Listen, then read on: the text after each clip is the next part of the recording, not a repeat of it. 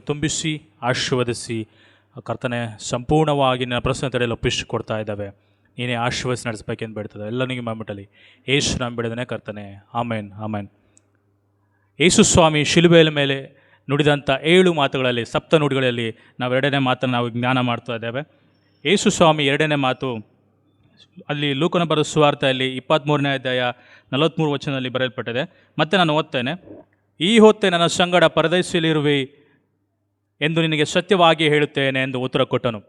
ಕೇಳಿಸಿಕೊಳ್ಳೋಣ ಪ್ರಿಯರೇ, ಯೇಸು ಸ್ವಾಮಿ ಅನೇಕ ರೀತಿಯಲ್ಲಿ ಶಿಕ್ಷೆಯನ್ನು ಅನುಭವಿಸಿ ಅನೇಕ ರೀತಿಯಲ್ಲಿ ಹಿಂಸೆಯನ್ನು ಅನುಭವಿಸಿ ನಾವು ಮೊದಲೇ ಒಂದು ಮಾತನ್ನು ಕೇಳಬೇಕಾದ್ರೆ,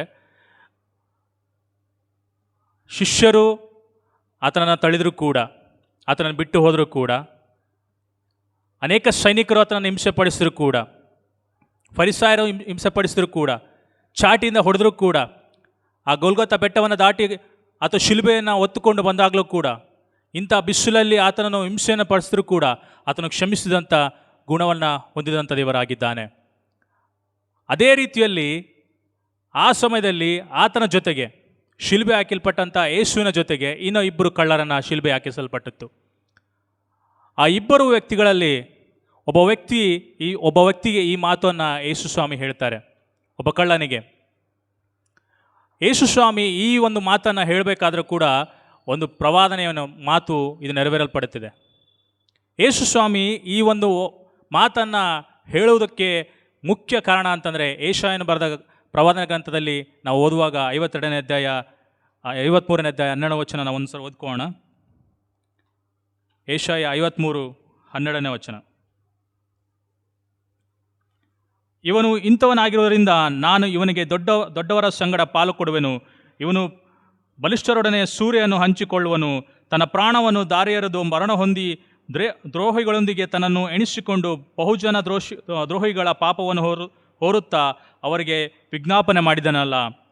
ಕೇಳಿಸಿಕೊಳ್ಳೋಣ ಪ್ರಿಯರೇ, ಈ ಒಂದು ಸಂಗತಿ ಕೂಡ, ಆ ಒಂದು ಕಳ್ಳನಿಗೆ ಯೇಸು ಸ್ವಾಮಿ ಕೊನೆಯ ಭಾಗದಲ್ಲಿ, ಕೊನೆಯ ಕ್ಷಣಗಳಲ್ಲಿ ಆ ಒಂದು ಮಾತನ್ನು ಹೇಳಬೇಕಾದ್ರೂ ಕೂಡ ಯೇಸು ಸ್ವಾಮಿಯ ಮಾತು ಇದು ಪ್ರವಾದನೆಯಲ್ಲಿ ನೆರವೇರಪಡಬೇಕಾದಂಥ ಸಮ್ಮತಿ ಇತ್ತು ಅಂತ ನಾವು ನೋಡ್ತಾ ಇದ್ದೇವೆ. ಆ 2 ಕಳ್ಳರು ಕೂಡ ಯೇಸು ಸ್ವಾಮಿಯನ್ನು ಅರಿತಿರಲಿಲ್ಲ, ಯೇಸುವಿನ ಬಗ್ಗೆ ಅತಿಯಾಗಿ ತಿಳಿದಿರಲಿಲ್ಲ.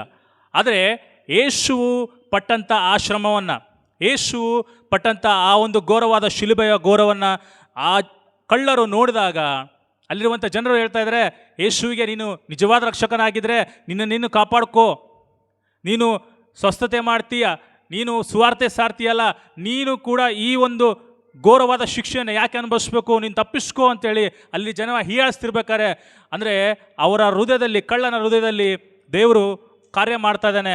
ಯೇಸು ಸ್ವಾಮಿ ಕೂಡ ನಿಜವಾಗಲೂ ಈ ಒಂದು ವ್ಯಕ್ತಿಗಳು ಹೇಳಿದ ರೀತಿಯಲ್ಲೇ ನಿಜವಾದ